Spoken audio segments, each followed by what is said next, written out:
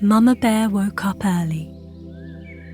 She stretched her paws up over her head and shifted from side to side. She let out a nice big yawn before getting ready to start her day. It was quiet during the early hours, before the rest of the family was awake. She planned to make porridge for breakfast, go to the farmer's market, and spend some quality time with Papa Bear and Baby Bear. She got out of bed and slid her back paws into her fuzzy pink slippers. They were soft and warm and made getting out of her comfy bed just a little bit easier. She put on a nice light blue dress and headed to the kitchen to start making breakfast. Papa Bear was awoken by the smell of cinnamon and the sound of the tea kettle whistling. The soft noise tickled his ears and pulled him out of a deep sleep. He yawned loudly and rubbed his eyes. Then he climbed out of bed in search of the delicious smelling porridge. He put on a red plaid shirt and his favourite pair of blue jeans and hurried to the kitchen. Baby Bear liked to sleep in, so Mama Bear knew she would have to wake him up if he was going to get any porridge before it went cold. She walked up the stairs, careful not to step on the third from the top, since it squeaked. She knocked on Baby Bear's door and peeked her head in. He was sound asleep, with the blankets pulled up almost all the way to his chin. Mama Bear stopped for a moment and looked at her son, her heart swelling. She loved him so much. Then she walked over and sat on the edge of Baby Bear's bed and slowly nudged him awake. He stirred and stretched his arms above his head, letting out a big yawn. He blinked and looked up at his mama. He stretched again, moving in slow motion. He wasn't ready to get out of bed, but as soon as Mama Bear told him there was porridge downstairs, he was wide awake. He jumped up and ran down the stairs, feeling his tummy rumbling. He got to the stove and filled his bowl up to the brim before pouring a river of maple syrup on top. He knew the porridge would be hot, so he wanted some milk to wash it down. Baby Bear set the bowl down on the table and opened the refrigerator. He looked on the top shelf, the bottom shelf, and even in the drawers, but there was no milk to be found.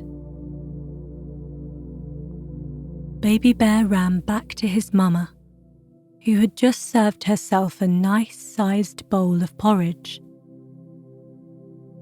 He tugged on the sleeve of her dress, gave her the sweetest look he could muster, and begged to go to the store to pick up some milk.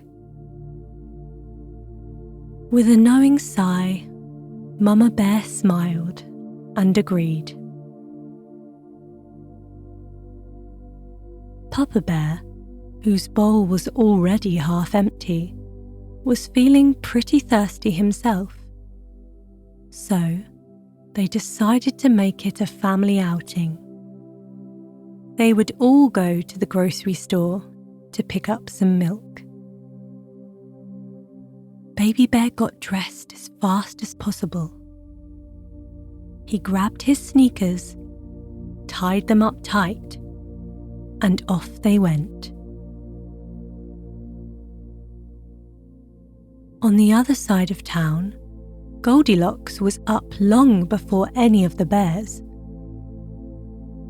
She never set an alarm, preferring to let the early morning light slowly awaken her from her slumber. She loved the morning and the way the first rays of sunlight felt when they cascaded down onto her bed. On this particular morning, she laid in her bed a little while longer than usual, just relaxing and enjoying herself.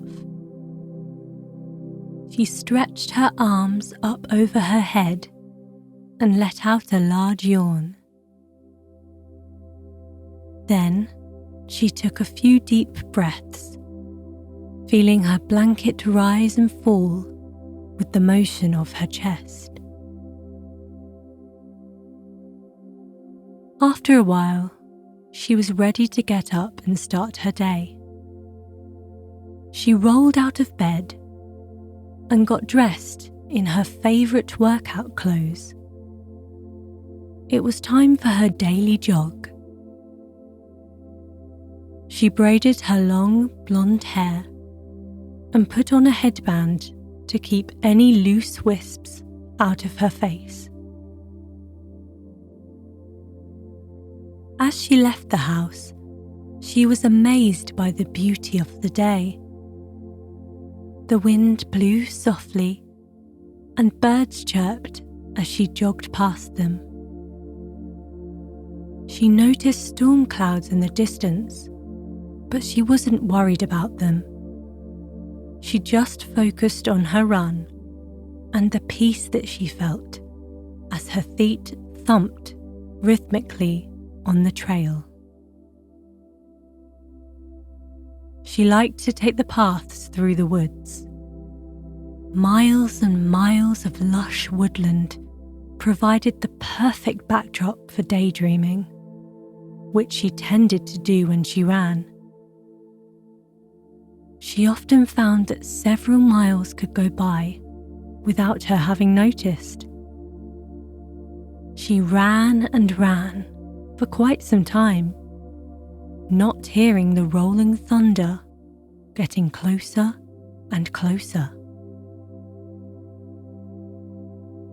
Suddenly, a clap of thunder sent a flock of birds fluttering out of a nearby tree, beating their wings in a flurry of excitement. It drew her out of her reverie. Looking around, she realized she was further from her house than she'd ever run before. Goldilocks noticed that the temperature had dropped significantly since she began her run. She felt the hair on her arms and neck raise as goosebumps appeared. She looked behind her and saw the storm clouds. The large, churning grey mass that had been off near the horizon was now almost right overhead. She heard a second clap of thunder and took off running much faster than before. The storm was even faster still, and it caught up to her quickly, drenching her with the cold rain. She kept running, looking this way and that for shelter. Her long hair whipped around in the wind, her braid coming undone. The thunder grew louder, and a flash of lightning lit up the sky above her. Then, a little ways ahead off the trail, she saw a house. It was made of wood, with delicate checkered curtains in the windows. The thunder cracked above her, making the warm and cozy home look even more inviting. Goldilocks ran up to the door and knocked loudly. There was no response. She knocked again, this time calling out. No one answered. She raised her hand to knock a third time when the door swung open slightly on its own. She knew she shouldn't enter a house that wasn't hers, but a chance for warmth and safety from the storm was too alluring. She entered slowly and called out once again, asking if anyone was home. But there was no response. Tentatively, Goldilocks ventured further into the house.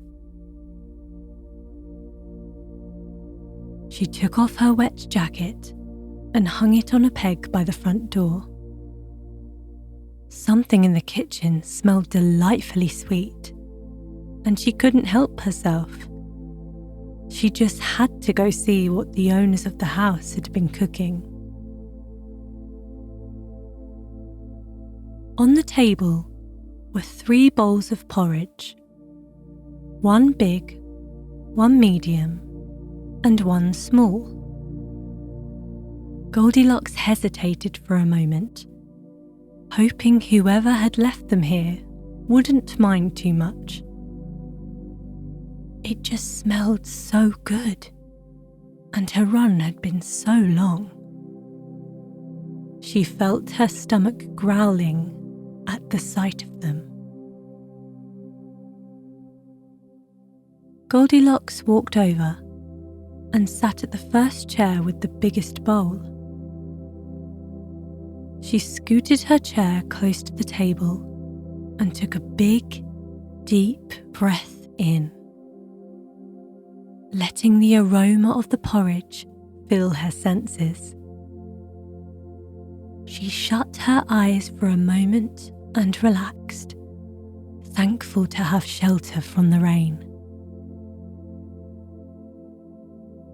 Finally, she scooped some of the porridge up with a spoon and took a bite. But it wasn't as good as she had hoped. It was way too cold. It must have been sitting out for quite some time. It was no matter though, as there were 2 more bowls. She moved on to the medium bowl sitting beside it. She wasn't worried about this one being too cold, as she could see billows of steam rising from it. She took a big heaping scoop and put it into her mouth, but it was too hot.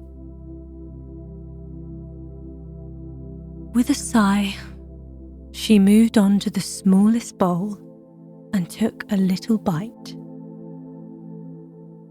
As she'd hoped, this one was sweet and warm and almost perfect. She took 1 bite, then another, and before she knew it, she had finished the whole bowl. With her spoon, she scraped the bottom of the bowl, making sure to savour every last bit. Feeling full and content, she got up from the table and moved to the living room in search of somewhere more comfortable to sit. She saw 3 chairs arranged in a semicircle around a small television. There was a bookshelf in the corner of the room and big windows looking out into the forest.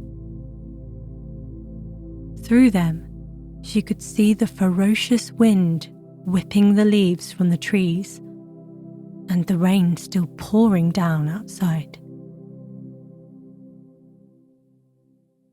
Goldilocks picked a book off the shelf and sat down in the first chair. It was deep red with large armrests. She moved around, trying to get comfortable, and stretched her right arm across her body and then her left. She moved her neck from side to side and resituated herself. But no matter how much she adjusted, she could not find a good spot. The chair was too hard. She moved on to the next one, which was a beautiful blue. It looked cozy and inviting. When Goldilocks sat down, she sank into the cushions. It was warm, just as she suspected. She stretched her feet out and pulled her arms over her head, sinking further and further into the chair with each little motion. It was as though she were being pulled into the chair by a soft blue whirlpool. This was not comfortable. It was just too soft. So she decided to try the last chair. The third chair was smaller than the other two and was covered in a nice blue and green checkered pattern. As Goldilocks sat down upon it, she finally felt relaxed. Perhaps more relaxed than she'd ever been before. This chair was almost perfect. Goldilocks nestled into the seat and opened the book. She turned the pages one by one, quickly losing track of time. She was completely engrossed in the novel. Periodically, she glanced out the window to watch the storm and listened to the nice, calming rhythm of the raindrops splashing against the glass. The long, low rumble of the thunder sounded in the distance. As she sat, she felt her breathing begin to slow the more she relaxed. She brushed her golden hair off her face and moved her head side to side until she found the perfect position to rest her neck. As the pages of the book turned, they made a gentle fluttering sound, and her eyes moved across the page with ease. Eventually, she finished the book, not knowing how many hours she'd spent reading. As she closed the cover, she felt her eyelids get heavy. She leaned her head against the soft back of the chair, and before long, she had fallen asleep.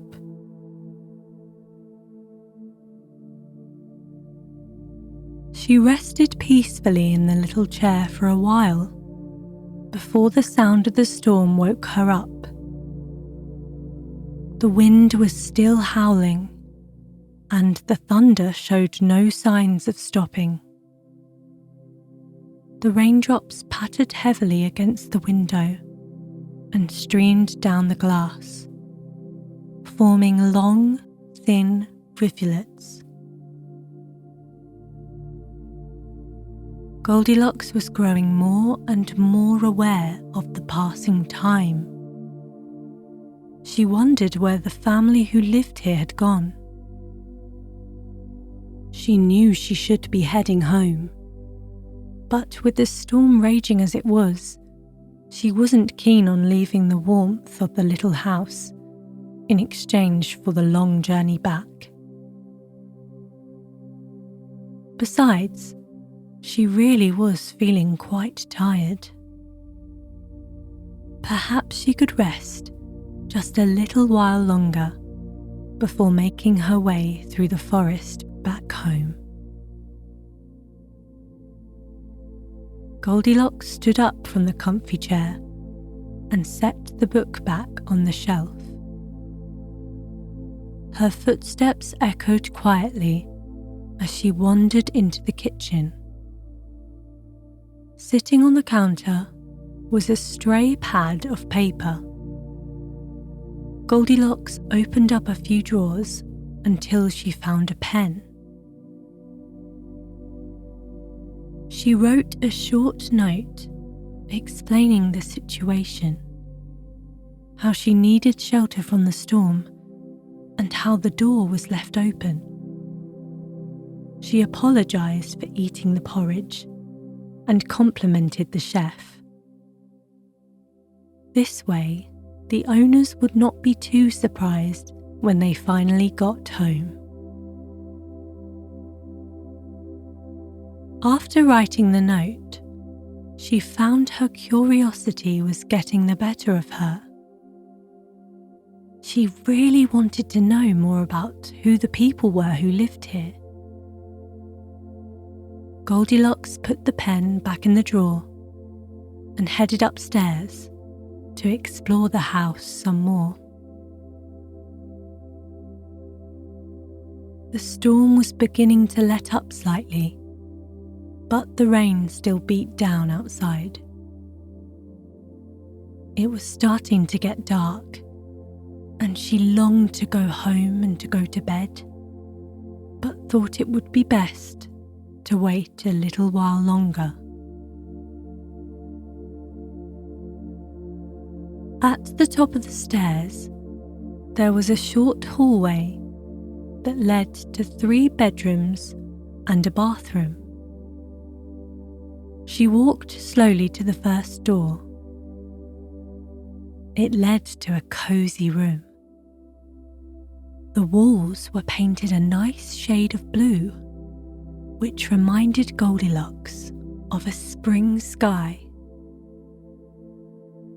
There were 2 beds in the center of the room.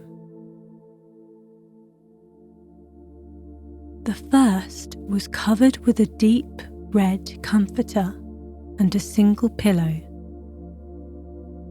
She wanted to test it to see if it was as comfortable as it looked. With a glance down the stairs, she walked over to the bed and sat down. She tried to bounce on it a little bit, but it was quite firm. She leaned back and found the sheets were a bit rough too.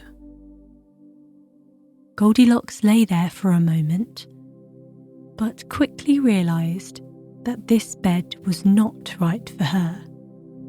It was far too hard. She rolled out of the first bed and walked to the second. This one had a bright blue comforter and lots of fluffy white pillows, which were arranged nicely against the headboard. Goldilocks pulled back the covers to reveal light blue satin sheets that were smooth to the touch.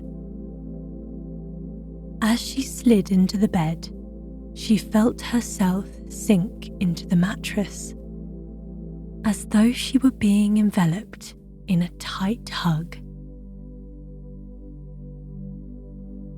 It was nice at first, but as soon as she tried to adjust her body to find a more comfortable position, she felt herself sinking even further into the bed. She quickly decided that this bed was just too soft. It took her a couple of tries to roll out of the second bed and escape the warm grasp of the covers.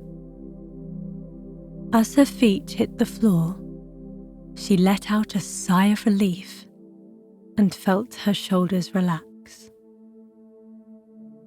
She made up both of the beds as best as she could and shut the door quietly before moving to the next room. This one was smaller than the last and had clearly been set up for a child. There were a few stuffed animals on the bed, some chapter books on the desk, and glow-in-the-dark stars on the ceiling. The bed was situated in the centre of the room. It was lower to the ground than the others had been, and had nice green and blue blankets. Goldilocks moved the stuffed animals over to one side and climbed in. Just a few moments after her head hit the pillow, she felt herself drifting off. She tried to fight it, but this bed was so warm and comfortable. It was almost perfect. With a smile playing at the corners of her mouth, Goldilocks fell into a deep, peaceful sleep.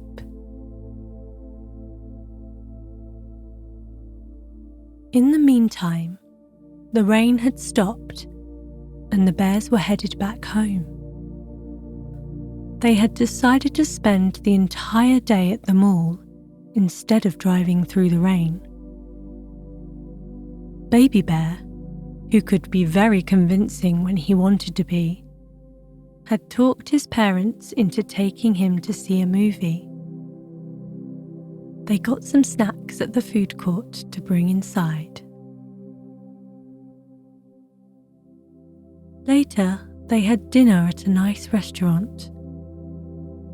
Even though it wasn't the day the bears had in mind when they got up that morning, they all had a wonderful time.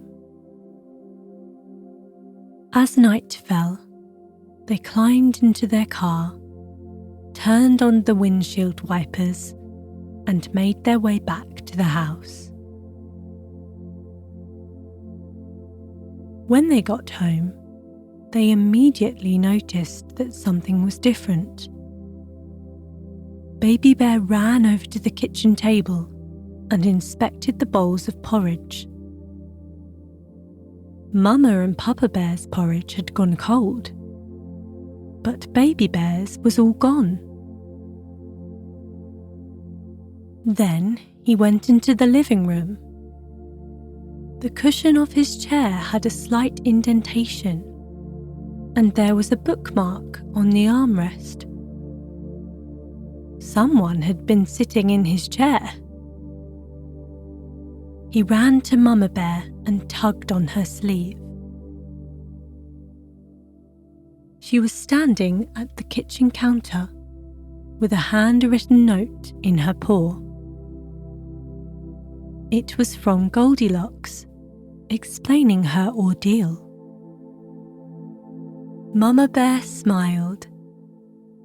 She appreciated the compliments about her cooking and was glad that the girl was safe, full and warm. She would much rather her stay at the house and help herself than try to walk home in the storm. Papa Bear fixed Baby Bear some hot chocolate, while Mama Bear headed upstairs. She noticed one of the bedroom doors was open slightly.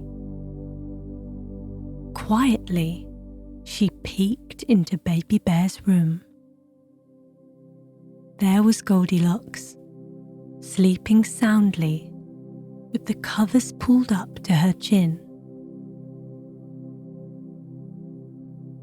Mama Bear smiled and tried to close the door quietly, but Goldilocks began to stir. She opened her eyes slowly and then noticed a very large brown bear standing in the doorway. Goldilocks started to explain, but before she could finish, Mama Bear reassured her that everything was okay, and then asked her if she'd like an evening snack. Mama Bear led her downstairs and introduced Goldilocks to the rest of the family. Papa Bear poured her some hot chocolate, and Baby Bear brought her a plate of cookies. They sat together in the living room and were soon talking like old friends. After a while, it was time for Baby Bear to go to bed. He wanted to stay up later, but before he could even say the words, he let out a big yawn. Everyone agreed it had been a long day, and they were all tired. Goldilocks wished Baby Bear good night, and Mama and Papa Bear tucked him into his own bed. Before long, he was sound asleep. Goldilocks stood up and wandered over to the front door. She was just about to pull her jacket off the peg when Mama Bear came back down the stairs. It was too late to go home, and it was still drizzling outside. So the bears had decided she simply must sleep in the guest bedroom that night. Mama Bear led Goldilocks up the stairs and into the third room down the hall. This room was light green and had a big bed with green blankets and fluffy white pillows. Mama Bear tucked her in tightly and wished her good night. This bed wasn't too hard, and it wasn't too soft. It was even better than almost perfect. This bed was just right. And within moments, Goldilocks was fast asleep.